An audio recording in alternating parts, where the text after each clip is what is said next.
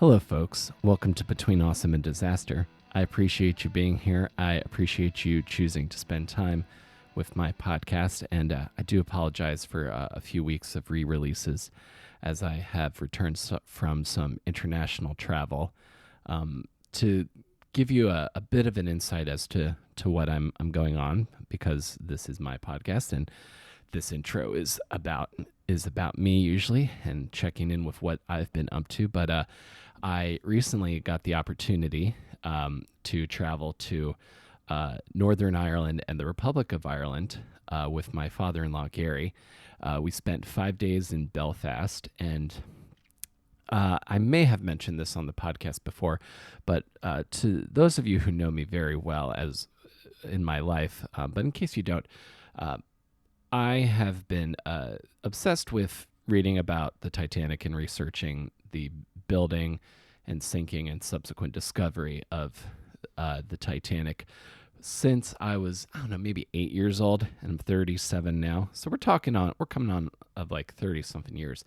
And Belfast is the city where the Titanic was built. So we got to stay at the Titanic Hotel, which is the former offices of Harland and Wolff, the shipbuilder that built the Titanic.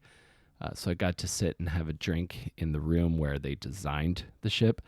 Got to spend a day at the amazing Titanic Belfast, this incredible museum that it was unlike any other kind of Titanic exhibit I've ever been to.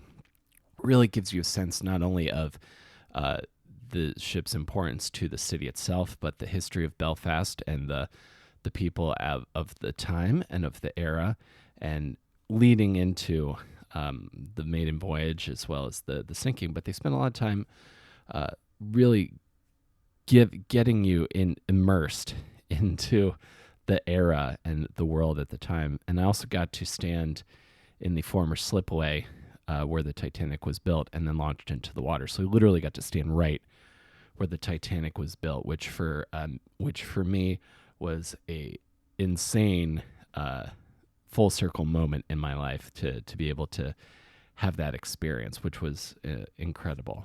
Also ate a lot of great food in Belfast. Shout out to my new favorite restaurant, the Dumpling Library. And when we traveled on to Galway, we got to we were fortunate enough to have really great weather for a day where Gary and I went to the Cliffs of Moher, which if you're not familiar, I imagine most folks here probably would be. The Cliffs of Moher were featured in The Princess Bride, a lot of great movies, and probably one of the more notable ones is the Harry Potter and the Half-Blood Prince. But they're 700-foot something cliffs representing millions of years of time that has carved them into their current state. And they are a sight to see, to look down from the top of and look down on the water that crashes against these waves. And the foam and spray from the waves actually travels all the way up the cliffs, and you can see it and feel it. It was really pretty remarkable, I got to say. And I felt extremely fortunate to be able to get to experience it. It was really, truly amazing. I feel for the longest time, I remember thinking I was Irish and then thinking I wasn't. And then I was reminded again recently that my grandmother on my mother's side's maiden name was Malone. So I definitely have some connections to Ireland. And it was just kind of really nice to get to share that and experience that. And like your friend Mike from college says, Guinness does taste better over there. But I'm looking forward to getting back into my groove and talking with people, especially in this particularly heavy moment of world events. But today, I'm looking forward to sharing another new episode with you guys. I guess on the show today, you've heard one of them on the show. One of them is a new guest, but Matt and Joe from the Philadelphia area pop punk band All Systems Go are on the show today. We are specifically talking about their newest single that was just released called The Lowdown, which is an excellent upbeat pop punk song. And we're going to talk about the kind of production process as well as the writing process of this new song, as well as kind of what the band has been dealing with this past summer.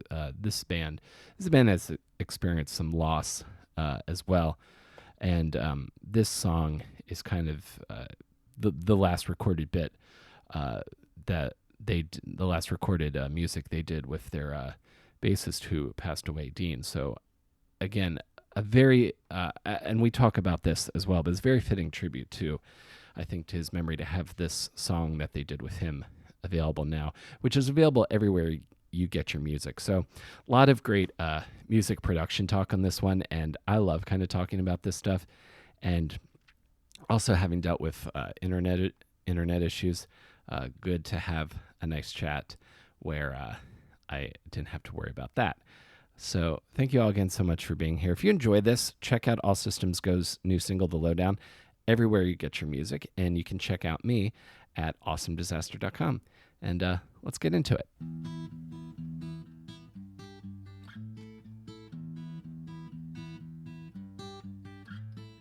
Rockers being like into playing golf. I remember thinking that's odd because I always thought golf is kind of like a 1% activity, and punk is very much not a 1% kind of music. But then when I think of like pop punk videos, I'm pretty sure MXPX is the best example, but I definitely remember at least more than one pop punk band who like play golf caddies in a video and like cause ruckus with a golf court. I have a pretty firm memory of that, and then I remember I believe Avril Lavigne's video for "Girlfriend" was at a mini golf course. Oh, nice. So that made a bit more sense to me. So Matt, I remember from when we chatted last time. So Joe, I want to get to know you a bit better. Refresh my memory. What do you play in All Systems Go? Yeah, of course. I am the drummer. You're the drummer. Okay, sweet. So you're what makes a band sound like a real band. Yes, usually when I do it Very, right. very, very, very, very cool, man. Were drums like your first instrument when you were younger, or did you come to them later? No, drums are my primary instrument. I've started, in fourth grade with the snare drum and done all sorts Mm-hmm. of stuff. I even studied music in college and played, mallets and a little bit of classical stuff and stuff like that. But I play some of the other. I play guitar and bass just for fun, but drums is my number Mm-hmm. one instrument. Gotcha. So you played like classic and like orchestra stuff when you were younger? Yeah, just like in high school and college, that sort of deal. And I've took like classical bass lessons, but also drum set lessons. Mm-hmm. A little bit of everything. Yeah, I remember like when I was in high school and we would like go and see the orchestra play. Mm. I always thought like the coolest person on that stage was the kid who was on the full drum kit with the orchestra, Mm. because I Oh could yeah. just, yeah, because every single drummer I knew was just a raging metalhead just waiting to get out. Yeah, yeah. Exactly. There's a lot of that. It's funny the parallels you find, like jazz drummers often are also metal core drummers. Like it's very funny the way that things work out with Yeah, those that kind of parallels.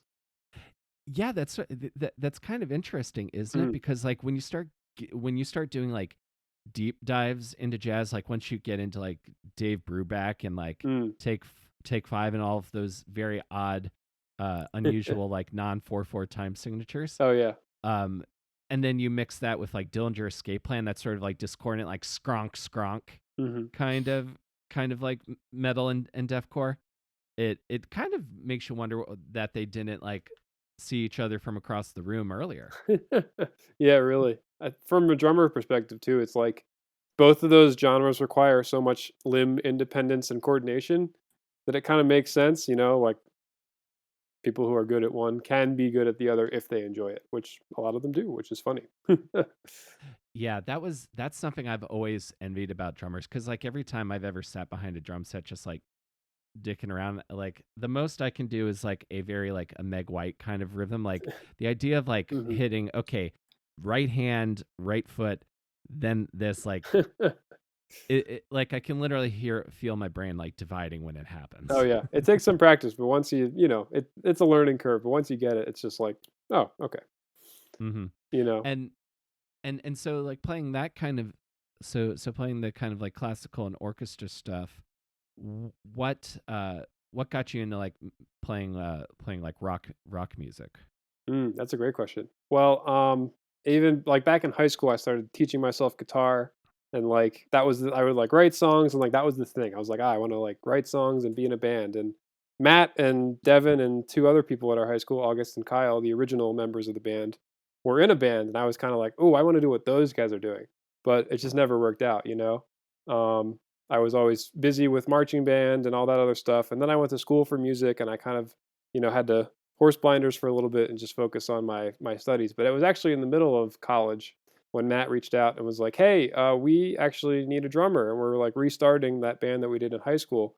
So I was like, "Oh, this is cool!" Like I had always wanted to kind of play with those guys.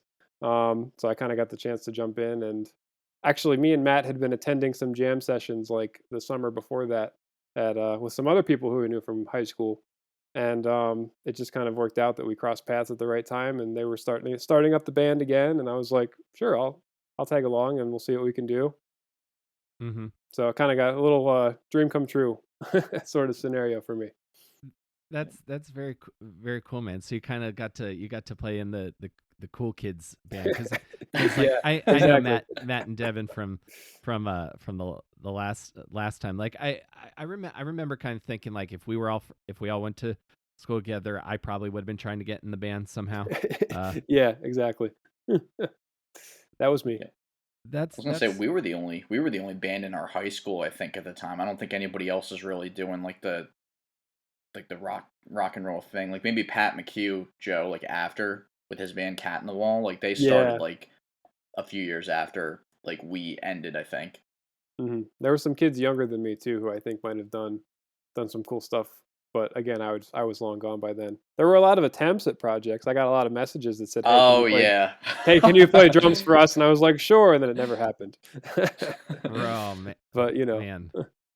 You would not have been short for choices in my neck of the woods. I'm from like rural Maryland, mm, and my high school years were like the early 2000s, so like 2000 to uh, 2004. mhm, So if I'm not sure, I think you're a little bit younger than guys are a little bit younger than me, yeah, but like so I was in high school at like the height of new metal and like TRL kind of pop punk. So mm, um, and then there was always like a section of my music friends that were like diehard 311 fans. So there was always that kind of undercurrent as well, the sort of like mm. jammy kind of rap rock thing. Mhm. So there was and so every song had to get double bass at some point. Oh, yeah. Which I used to think was weird, but I'm gonna call it now, and I'd love to get your input on this. I think that new Blink song that has a double bass run in it, you could see a lot of double bass runs in pop punk songs in the very near future. That is a good guess. I would not be surprised if you're right. Yeah, because it really works for that particular chorus of that song. Like it really makes the because that's one of the more moody, untitled era kind of songs, and it really kind of adds to I think to that chorus. Mhm. Right on. So you get to join your favorite high school band. I know we've got a lot more to talk about other than just this year, but we should probably dive into. I'd love to dive into this new single you sent me because this is the Mm. reason we're doing this again. Is Matt reached back out to me with the before the lowdown was public, and was really digging it. So Thank and you. Appreciate it. and Mm. dude, guys, absolutely. So this song is like really like catching a lot of momentum from what I've been seeing online. This is getting a lot of traction. That's been our best like received single so far. Uh Yeah. huh. That's awesome. And I want to talk a little bit about kind of like the release plan, some of the boring the business stuff. But let's dive into kind of like the conception of this song? Was this song written specifically as like a single and to be released? Is this for an upcoming album? What was the kind of the context of the writing of this song? Yeah, so I'm sure you know we finished our album Nonfiction like last year and put it out last year and then played a bunch of shows and stuff. This was kind of like a test run. So we had this song done, like a demo for this song that we were working on, like most of the way done. And then another song that Devin wrote, that's more of like a 4 year strong self-titled, like punkier, like easycore type sounding song. So we had those two. And then we had Gary Cioni, who owns Soundacre Studio in Woodstown in South Jersey. He's worked with bands like Hot Mulligan. He engineered the You'll Be Fine album and then the I Won't Reach Out to You EP. And he's worked with like Free Throw, Kayak Jones. There's an upcoming emo band called Moose Creek Park that he's like produced all their stuff. But he had reached out to us like after we finished Garden State Skies, after we'd put out The Waiting Room, and then like going into recording the first singles for Nonfiction with Nick a Mm-hmm. couple times. And then I forget if he reached out again or if it was more so just kind of like an idea of do we want to try something different? We've had this guy reach out, and all these people that we know in the scene are all going to Sound Acres at some point to record like a song or two or something like that. Yeah. So it was actually Dean's idea to kind of just go with, okay, I think we should do one single, put as much resources as we can into it, see if the algorithm picks it up. Like it's just one song, you know. Yeah. And we don't want to have everybody wait for like another year or two for us to put like a whole nother like record out. Since like Nonfiction's like a year old at this point. So the game Yeah. plan was to do that and then do like a bunch of touring and stuff after. Like not like far touring, but like just weekenders back to back to back, just as much as we possibly could. Yeah, Um kind of the East Coast runs. yeah, just basically they have everything that we've been doing, just maybe a little bit bigger than the previous attempts and stuff. Mm-hmm. So it was a trial run, and I followed Gary back on the Soundacres Instagram. I followed him back, um, like when we decided, like, okay, let's like reach out to him. I think we should. He messaged us an hour later, and he was like, "I've been waiting for that follow back for like a while now. Like he's been like following us like for the past like record and a half, I think, of how we've been like navigating. So we booked studio time with him, and then we picked the one single. We figured it was easier to just kind of like put all of our energy into just the one song, for the time being at least. Mm-hmm. And then like working with him was great. Super nice Mm. guy, down to earth, really fun to talk to, really relatable too. Like we talked a lot about like music and touring and stuff. He plays guitar in this post hardcore band called Crime and Stereo. I don't know if you're Yeah, familiar with them. I've heard of them. Yeah. Yeah, so he talked a ton about like, oh, used to tour with A Day to Remember and 4 Years Strong and be like their opening band like back in the day. And I think Mm-hmm. they have an album coming, like a comeback album coming out soon too, that he and the guys like just worked on like or finished before we went in there. Sweet. That's that's awesome. And we were right. So written specifically for this one kind of experiment. And how was that like recording process and in comparison to like your last full length? Mm. Yeah, so yeah, I was gonna say Nick and Gary, they are two. They I feel like they have two different styles of going Mm. about Yeah. pre-pro and like recording and like what um like the process itself, but it's the same end game kind Mm. of because there was definitely like we kind of knew what to do going into like recording with Gary, but the way he went about things was kind of different. Um, Mm-hmm. we didn't do well, maybe we did. We didn't do the same like scratch track process where like Nick would have us all play the song together and then just play it a few times so Yeah. that there's a We full band. we kind of started with that. It was different. We started with that, and then we used that track as the pre-pro, Mm-hmm. and we used that and moved it around while he was like, producing the song and working with us and making those cool little changes, which was really awesome actually. And it really streamlined because so then we went right into recording once we were done that because we didn't have to record that scratch track. You know what I mean?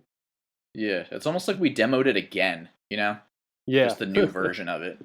Yeah, except live and then cut it all up and moved it around. It's really really cool to watch him put that all together, and just like Nick, great, great, great ear for what a song needs.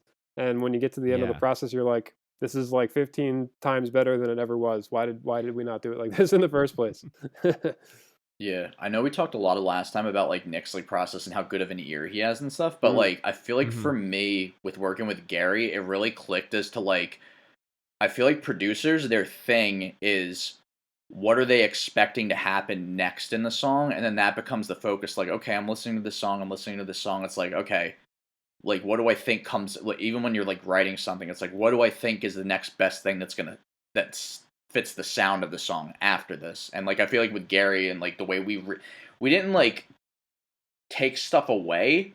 We because the original demo was like 3.5 minutes, and then the song itself ended up being like 2:40 or something like that. We took Hmm. different parts of the song and just put them in different places.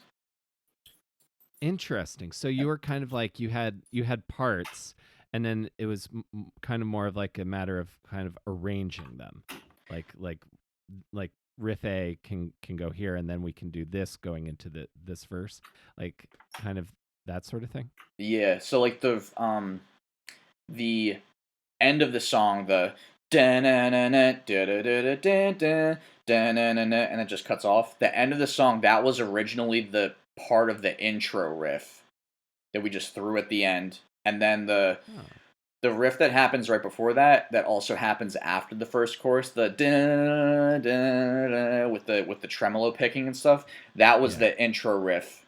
So essentially the whole like outro was the intro riff, and it went around a couple times, and it had like a turning the volume type uh like intro before that, so where it starts off just like a clean guitar beat, and then the guitars go and then like kick in and stuff like that, and like that just ended up being like I think like the vocals started like 35 seconds in, and then Gary was kind of like, nah, I think we should change that because it starts at 100, and it's the song itself in the demo stayed at 100 all the way through, so there wasn't really like really dynamics, I guess. yeah. Right. It was more of like a straightforward punk song all the way through. Mm, Yeah, and exactly. it didn't really lend itself to like you know how it sounds now. I feel like it didn't really lend itself to sounding that way Yeah, originally. well, because version now, like those sort of like stabby chords that you have during the verses, add a lot more groove to those parts, Mm, so that the chorus can like really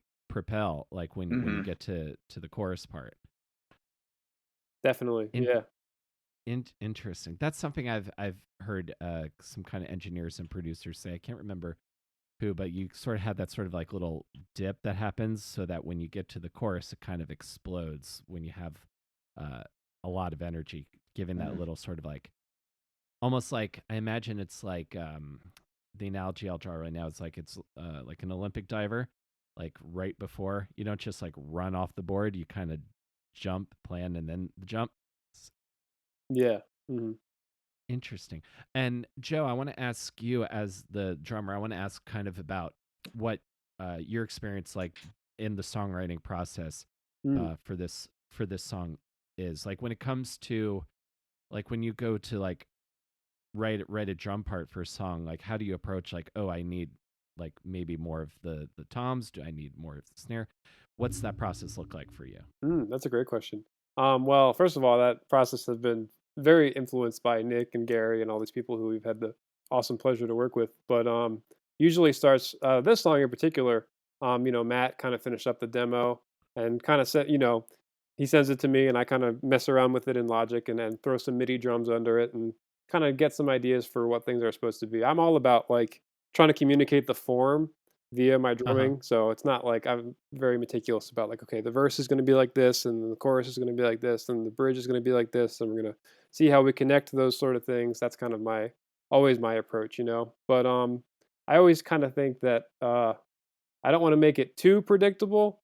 I want to change some things a little bit and make it a little funky and fun and interesting for me, but I also want to make it so that someone's hearing it is like, oh yeah, that fits with what the song is like. Oh, like that beat is echoing that guitar part over there, or it just kind of fits with the groove of how the song is going or the emotion of the song. All sorts of Hmm. different factors you consider when you're putting something like that together. Yeah, exactly. Just kind of Mm, like reinforcing the emotional value of Yeah, those definitely. those particular Yeah, and then when you can moments. accent some of those other instruments, and Gary and Nick have been super helpful with this too, like getting the bass drums to really bring out the guitar accents and stuff like that, or like the lead parts that are going over top of that. Uh-huh. That's when it can really lock in and be really awesome.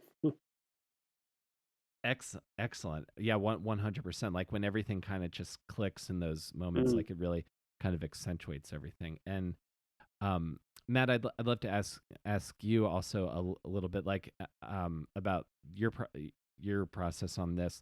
Um, you have riffs, and then I'm always, this is something I'm trying to prove on as well, is adding in like little tasty lead bits and that kind of mm, stuff, like melody, because that's Hmm. what people love in music is melody. Like when you have like a song and maybe it's in its bass form and it's like just chords and lyrics and a few beats, what does it look like for you when it comes into trying to like add melodies? Is that something that you do before the studio, or does that happen sometimes in the moment, like with the engineer or producer? Yeah. So there's two way like your question kind of has like 2 points for me to it, I think, Yeah, because kind of going off of Joe's drumming too. So in terms of like the way that a song is in its base form on my end, in terms of like working on the demo and stuff, and like maybe the demo is like done and it's like chords and vocals and stuff. For me, it's like the guitar riffs in my writing process usually always come first, and then the rest of the song is like based on that. Like the riff that is in the verses, which Dean coined the term the Van Halen riff. So that was mm. what the demo was uh-huh. called, Van Halen riff. The I've had that riff for like a few years. So like Mm-hmm. Devin came up with um the and then like the um I think the part that comes before that too. So for like somehow it kind of clicked to where it was like, oh, we compare that with this because it's like the right tempo and the right groove or something, and this can be the verse riff now. Um, and I feel like we've gotten better at doing this too. I think we always have our demos like 100% written out and stuff before we even go into the studio, and then it becomes with pre-pro like, oh, if we need to change anything, let's do it now, but let's have an idea beforehand of like every harmony, every like Mm. beat, every stop if there is any. And going back to the point of Joe's drumming in terms of like the groove and the way that the song like comes out like that.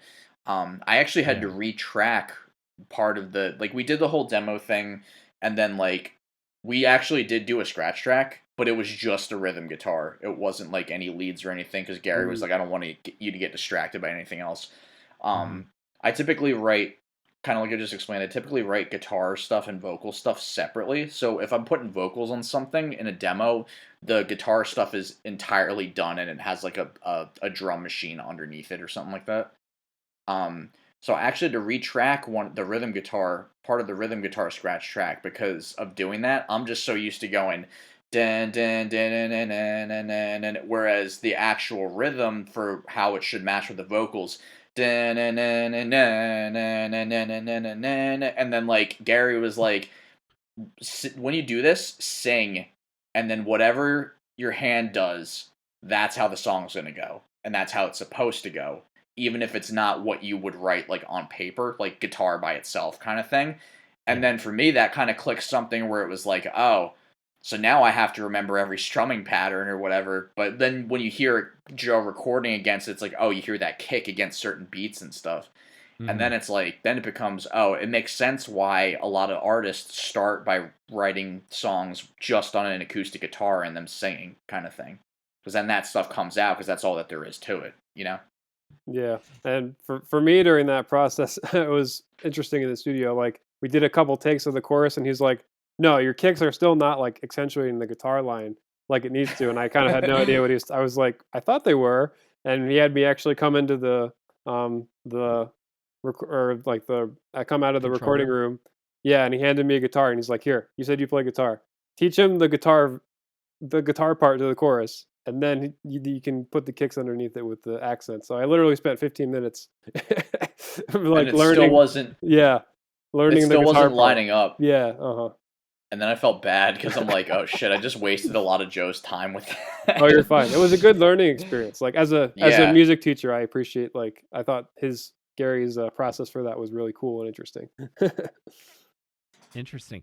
Yeah, that's something I don't know if I've ever really thought about in terms of the songwriting process. That's really I thought so fascinating. too. Yeah. Yeah, because you always feel like like, okay, I wrote this song, I know it, and then like you go into a studio and you're like, oh, I don't know this, I don't know my own song at all. Do I even know how to play this instrument? Do I even belong here?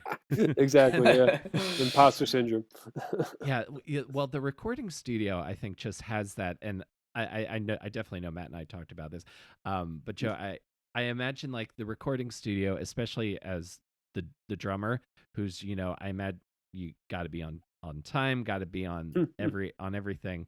I imagine the recording studio is a very like almost like an interrogation light in front of you, just like whatever, or like a fluorescent light in a bathroom, like every detail and imperfection is being highlighted until it's not there. Oh yeah, definitely. And I think too, like with the first time you work with somebody too, for me was like we did nonfiction with a couple different sessions with Nick.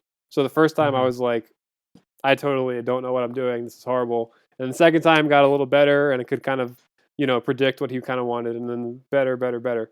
So this was our first time working with Gary, so it was the same sort of like, okay, we're kind of getting on the same page sort of process, which it's natural. So I try to not beat myself up as much as possible, but it is very difficult sometimes.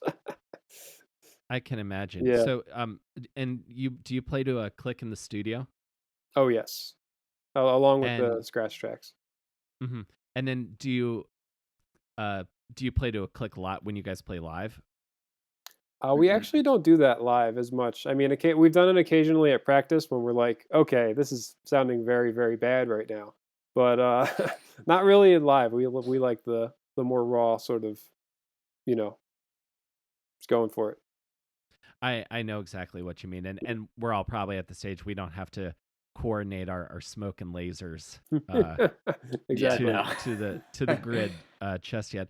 I did read a really interesting article because there's lots of like stuff out there where people talk about, well, this is why bands play to tracks and you got to line up with the show and such.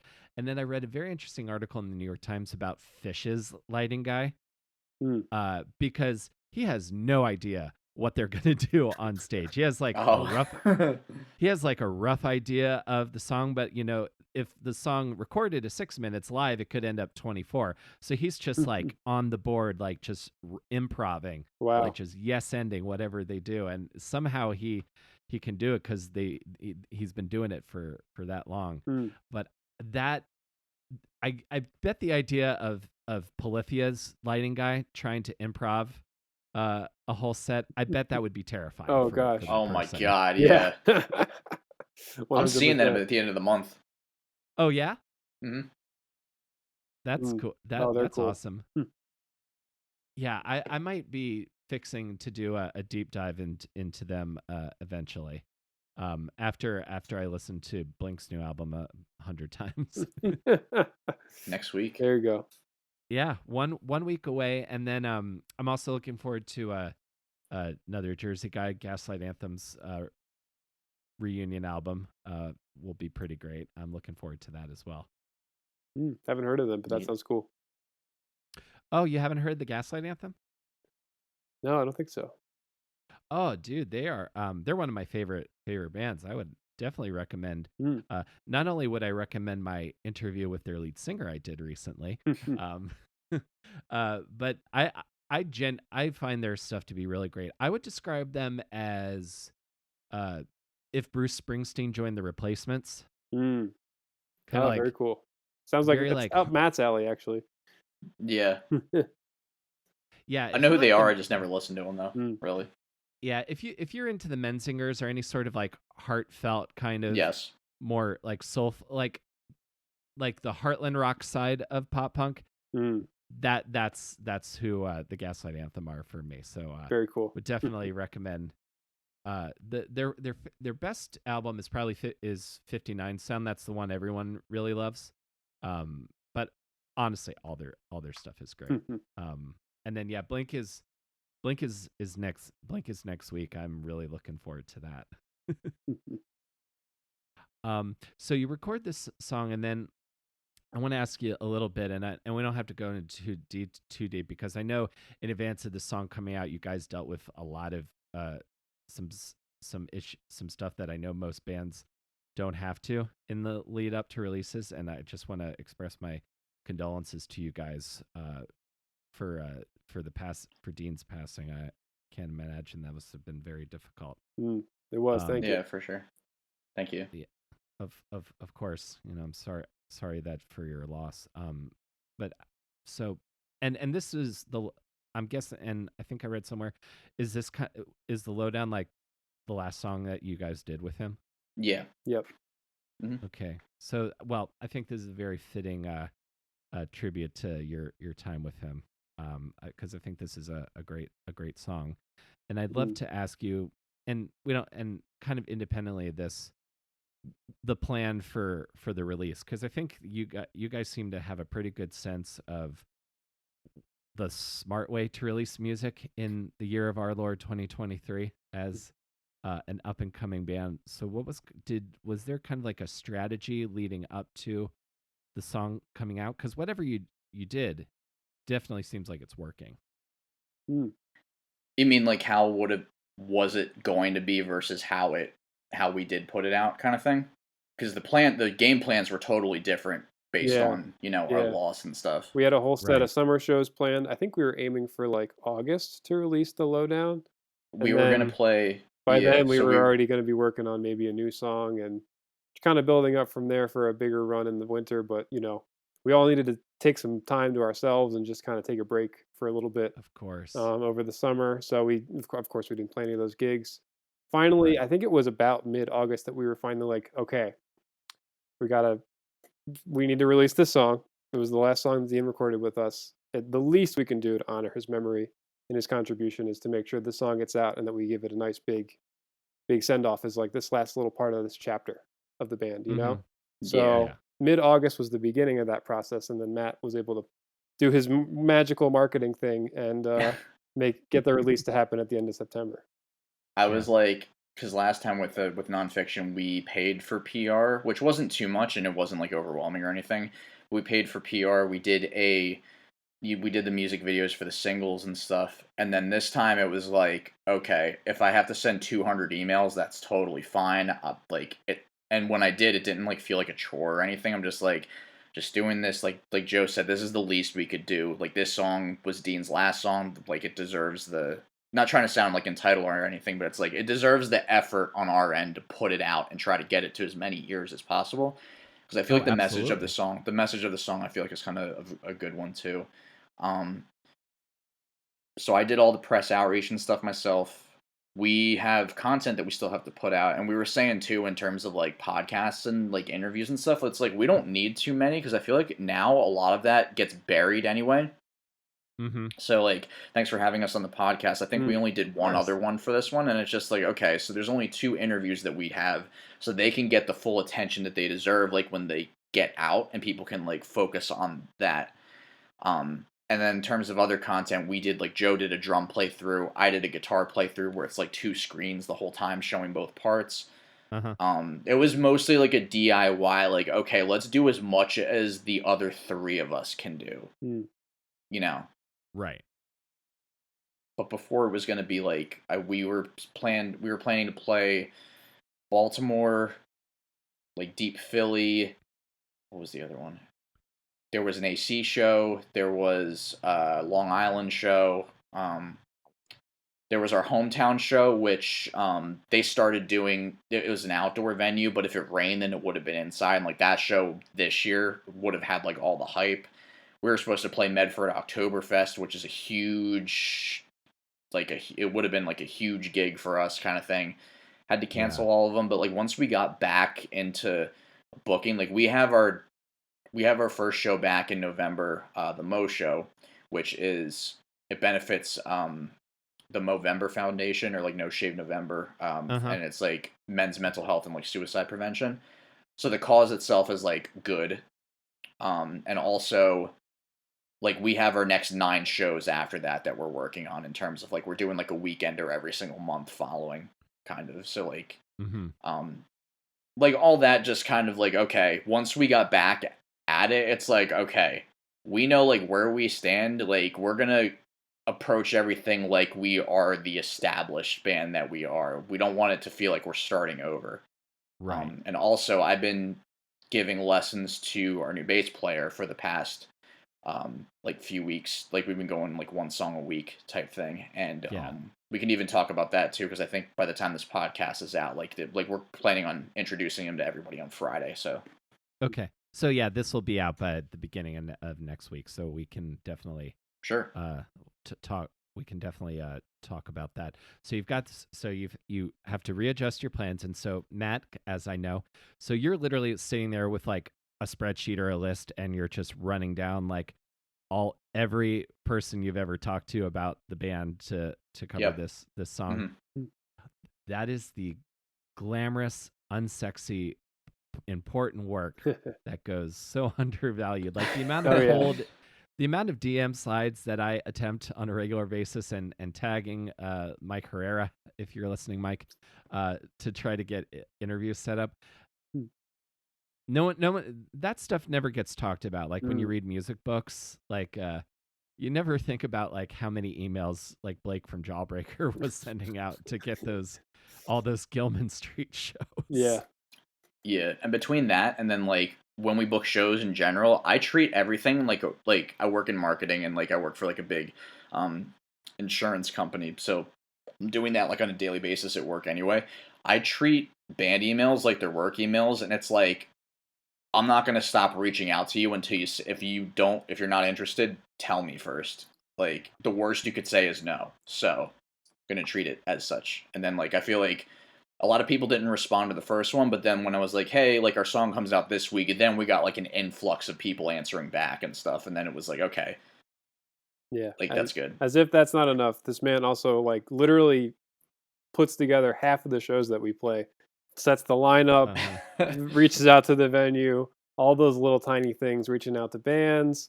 Oh, they can't Mhm. play anymore. We got to find another band. The venue doesn't like this band. We got to find a different band. Like Yeah. Matt spearheads a lot of that, which is awesome. And he does it so well Uh-huh. and handles it so well. And he only complains a little bit, which is awesome compared to how much work it really is. Amazing. Hmm. Booking still brings How out the worst in me though. It Oh does. my It god. does. oh, I can imagine. How is booking for you guys right now? Cuz I've seen like some fairly well-known like bands and artists in the scene who seem to be having issues like getting runs booked. So I'm curious what your experience has been lately. We've talked about this on like just in like amongst ourselves too. It's like it's hard because it's like it's weird like hearing from like a hundred cap room that like they don't think that we could like either they don't have the date, or it's just like we need you to draw X amount of people for us to like have like a successful night. And it's just like, I mean, we can almost hit that number, but I can't guarantee that we would also have everybody buy pre-sale tickets. I mean, we can try. And then you talk to other bands who have played those same venues and stuff, and then it's just like, oh yeah, we played there, and like the show didn't have like that many people at it. And then it's just like, well, that's what they told us that we had to do to get it. So like, I don't want to say it's like gatekeepy, but it's like it's not easy. Mm. Like anytime we book a Philly show, it's like you have to reach out to like 10 different venues and then see which one will accept you and like get Mhm. back to you first, and like, you know, there's never really any like options. Like we were playing in New York City on uh December 9th. It was a Saturday. Oh And I God, reached where? out to yeah, I reached out to every single venue in the city plus Brooklyn plus like Queens and stuff, and like all of them said no. And the show is going to be actually at Rockwood Music Hall Stage 1, which we played twice before. And Hmm. the second time we played there, like it popped off. Like the room was, it's a small room, but it was full from front to back, which was pretty cool.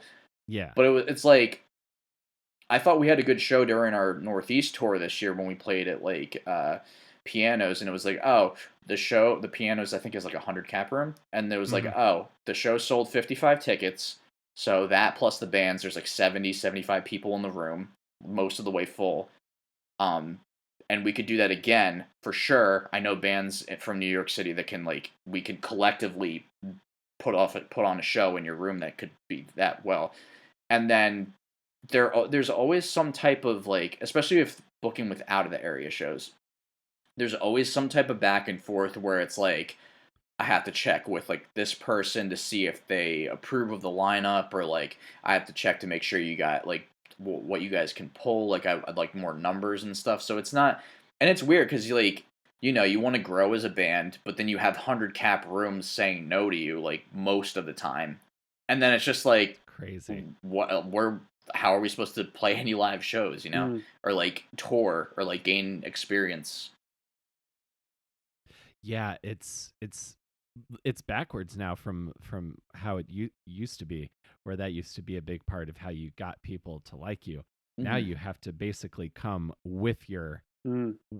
your established audience Exactly. to Yeah. wherever you want to go. Yeah. Um, do you think I wonder if that is that come kind of like coming out of the pandemic that places aren't like willing to risk like a low night at all anymore?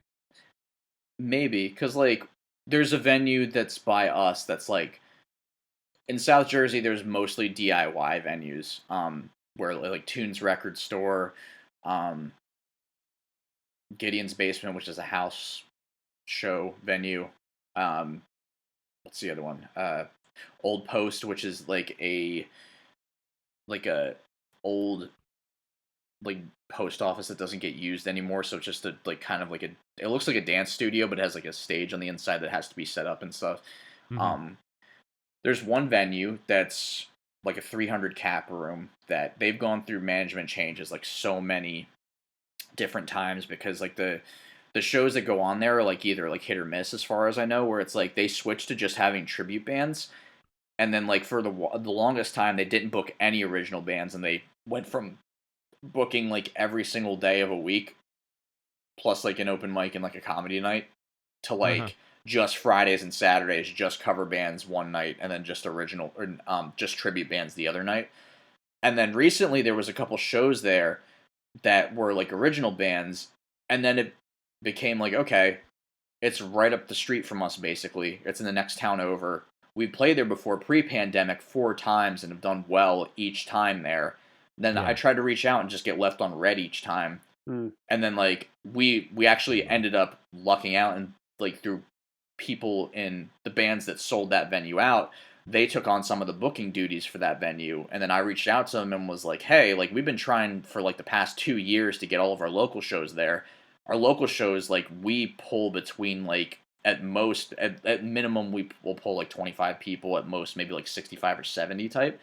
And it's just like why can't we get a show there? Like we played there before. Um and then luckily we were able to book our holiday show there on the 10th. So, Mm. but I think that the pandemic may be like a side effect, or like that this booking epidemic or whatever you want to call it, this booking pandemic may be like a Uh-huh. side effect or something from, you know, venues wanting to stay in business, and like, they need to cover overhead obviously for like. Oh yeah, for sure. Like I dealt with this like I've dealt with this in the comedy world as well, and it got to the point where I couldn't deal with the heartbreak anymore of trying to do bringer shows. And those are never the best shows either. And so you start getting into, okay, well, I'm just going to go the DIY route. And then I've had like friends essentially tell me that because I haven't been on TV, that I can't do their certain shows that they run, which is like, oh, okay, I thought we Mm. that hurt Mm. a bit. So I started like leaning into podcasting. Yeah, um, it's tough. but yeah, absolutely. But good on you for taking on that role for the band, Matt. You always need like somebody like that who's gonna carry that forward. Well, I'm glad you got that one gig booked in at Rockwood. I've been to that place before. That's a pretty good spot. I also, my old band, we played when Goalkeeper would come through town. We played with them a few times at a place called Slovern in Williamsburg. If ever get a chance to open for somebody there, I like that. That's a pretty cool venue as well. Awesome. Noted. Yeah. And then and it's also next to another one called Our Lady Peace. I can't get it. I haven't been able to get in there yet, so I'll let you know what that's like once I do. So this is your first show back is going to be relatively soon then. It's exactly a month away. Yep. All right. Well, congrats to you guys for overcoming what you did to keep going. I know that can't be easy, but I think and not to speak too much out of turn, but in as much as there's a way to honor your friend and bandmate, getting the song out and doing an excellent job of getting it to people and continuing to play, I think that's a great way to honor him for sure. Definitely do what we can. Absolutely. Are there plans? So we've got this single. What does the future look like after the holiday show for All Systems Go? So we're doing a couple side quests, I guess, if you want to call them, because like at this point it's like we have the next 9 shows booked, not booked, but like mostly in the process. The holiday tour is going to be by ourselves. The January shows are going to be with another band, and then the February tour is going to be with another band. That's kind of like a newer up and coming pop punk band. Like in the region, we're doing like 2 shows in their area, 2 shows in our area, like within like the neighboring like cities, states, whatever you want to call it. Yeah. So we got like now through like February basically all figured out show wise. We decided we don't want to have everybody wait another year or whatever, because we're going to go back with Gary eventually and like work on like EP2, which like we have a bunch of like demos and stuff in our Google Drive for. But that'll be like kind of in the background for now. We're gonna do what I like to call side quests. So our local collective, our booking collective, shout out to Gabby, Head Above Water Collective. She's doing a like a 90s song cover compilation. So cool. I don't want to say what it is yet because it's not. But we could say this like off the record. Sure. But we're recording that next, like in a couple weeks, like DIY. Like again, this is just a side quest. This isn't like our actual discography. You know what I mean? Like it's not in our actual like yeah. And then Joe just got married this year, and then Devin got married this year too. So we have 2 songs that like Joe wrote for Sarah, and then Devin wrote for Riley, which was Sunset, and then our song Real. And then our song Real, we actually played for a friend of ours and his wife, their first dance. They picked our song to do, so me and Devin played that at their wedding. So cool. But we were saying because we did that, like, oh, what if we did like an A-side, B-side, like reimagined for both of those songs, like acoustic? So I think we're planning to do that, like not soon, but within that same like we were thinking like, oh, maybe like Valentine's Day they're both like wedding love songs. We could do like a release for that. But those are going to be like kind of like to hold everybody over until like we're back in the studio with Gary. But that'll be next year, probably like spring or summer, maybe. I think that's a great idea. I could totally see that. Like if you did like you could do like an acoustic version, put like a cello or something on it, maybe like a little do like the melody on get someone to do melody on piano. I think that's a great idea. Congratulations, Joe. That's thank you. That's really I'm very lucky. That's I feel this same way. My 3-year wedding anniversary was just this past September, and awesome. It's kind of crazy to think that it's already been 3 years. So I'm a big fan of love. So Oh yeah, we uh, we are too now. Half the band is married, so exactly. Yeah, and now you can move into the happy relationship pop punk era, which is an undiscovered era. Mm, Um, I think it's coming up because if the 2000s was all about uh was all about girls suck, very one sided. If we're maturing a little bit, mhm, and like the 2010s pop punk was more an existential kind of despair, mm. now it's time to move into the life is good. So now I'm gonna sing a song, and I've come full circle on having fun with my There friends we again. go. Yeah, from angsty to like a little more wholesome. Yeah, absolutely. Like Newfound Glory's, like their most recent albums have like straight up love songs on them, and I really like Mm, that. Forever Never Times Infinity had like songs about like being like a great team, or I think Reliant K even had a couple mm. songs like that. Um, so I'm very much for like seeing like the evolution of and the songs that are being written kind of representing how you're feeling and what you're experiencing like right then and there, Oh, definitely. instead of trying to like yeah instead of trying to like harken back to how you maybe used to feel. You know, you're keeping it authentic, and I dig that. Mm. Thank you. Appreciate it. And happy anniversary. uh, uh, oh, thank you, Of thank you. course. And let's have so we got touring plans set out. Got the acoustic version, got the acoustic versions planned. um let's I would love to ask you guys a little bit about like about playing live. So um I would love to like I actually I would love to, maybe we can bring this in for a landing. Love to talk a little bit about my favorite part of playing live, which is set list planning and preparation. I would love to know who takes that on, and what's kind of like the thought process when you're putting together uh, a set list for a live show. That is all Matt. No, I want to say that's a Devin thing. I Uh, feel like he usually has a lot of say in what we do, and like if we decide to do the same set for like 5 shows in a row, even if they're like not a tour, just like Yeah. oh, just play the same stuff as last time. I feel like I usually ask him too. Like I mm, feel like he's the go-to for like what we should do, yeah. and two based on the crowd, I They'll guess just too. give you a wonderful little nugget of like, well, this end part works really well into this beginning part, and that should be there, and that should be there, and you're like, oh yeah, I never thought of it that way, but you're 100% right.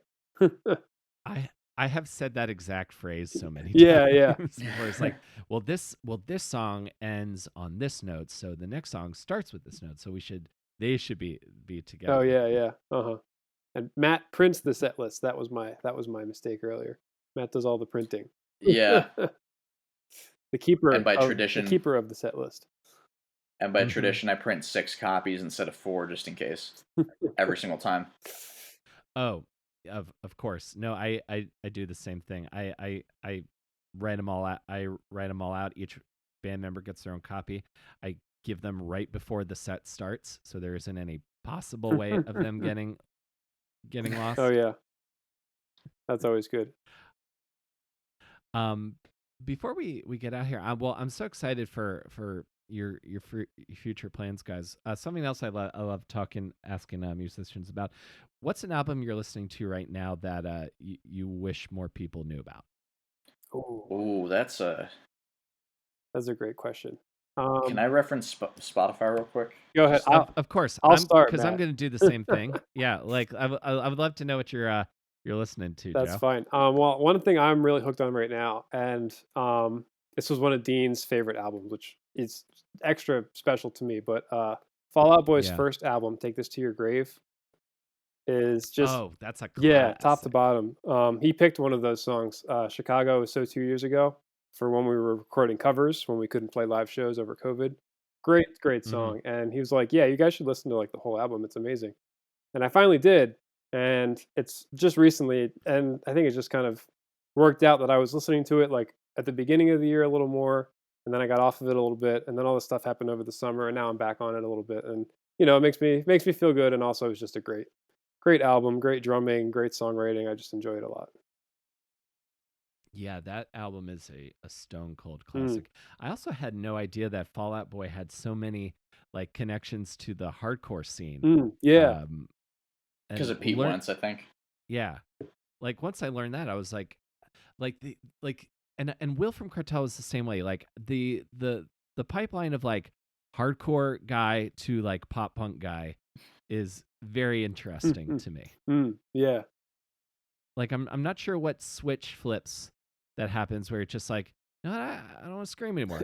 I want to do some na na nas. Yeah, yeah. That's funny.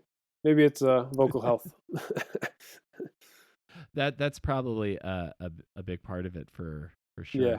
sure. Um, I have been as far as well as far as albums, Young Culture's album from last year, You Had to Be There. Um, that is a great like pop rock pop punk album. It reminds me a lot of the Maine, Mm, like the Maine's later stuff that got a little bit more Okay. like pop rock and maybe like vaguely country and like a smidge of mm, country. That has some really catchy songs on it, and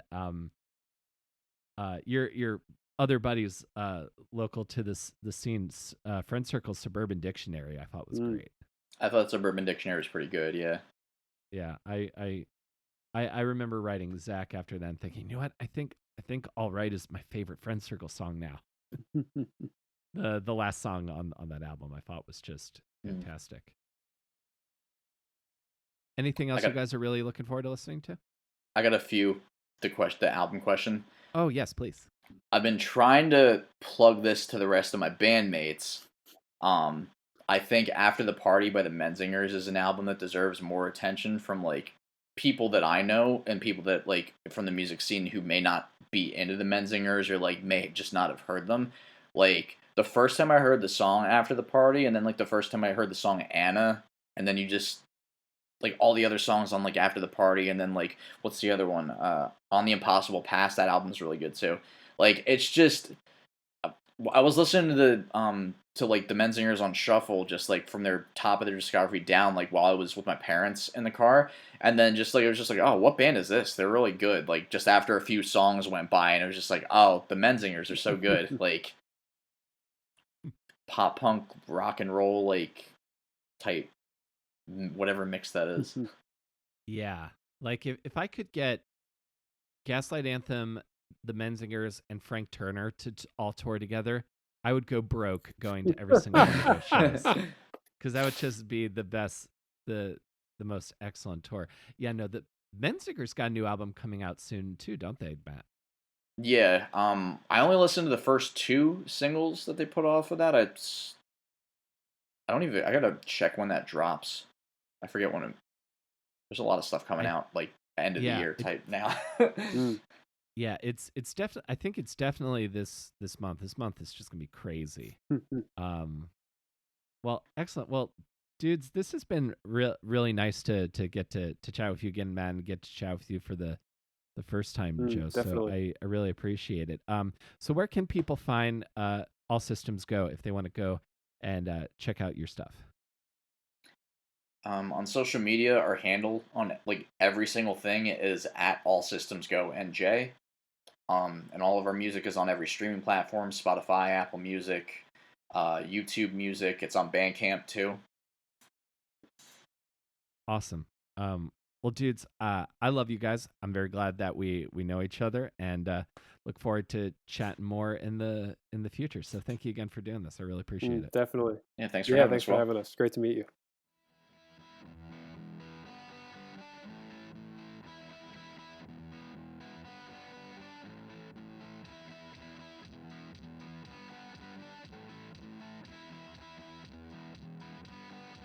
All Systems Go's newest single, The Lowdown, is available everywhere you get your music. It's on Spotify, Apple Podcasts, Bandcamp. Check it out. It's a great song by a great band that are going to do some really cool things in the near future. So keep an eye out for that. That is our show for today. If you enjoyed this podcast and think you know a friend who would be interested in listening as well, you can send them to awesomedisaster.com. That has links to everywhere that you can get the show. If you want to give us a follow and share some links from Apple Podcasts or Spotify. I would sincerely appreciate it. If you want to follow me, I'm at willcarry23 on Instagram, at comicwillcarry on TikTok. And if you want to go a little bit further in support of the show, you can go to awesomedisaster.com. That has links to our merch store as well as our Patreon, where I put out exclusive things that I don't post anywhere else for supporters over on Patreon. And I am nothing if not appreciative of my little bit of little corner of the internet here, where I talk to creative people whose work I enjoy and whose company I enjoy. So thank you all again so much for being here, and I will see you next time between Awesome and Disaster. Take care, everybody.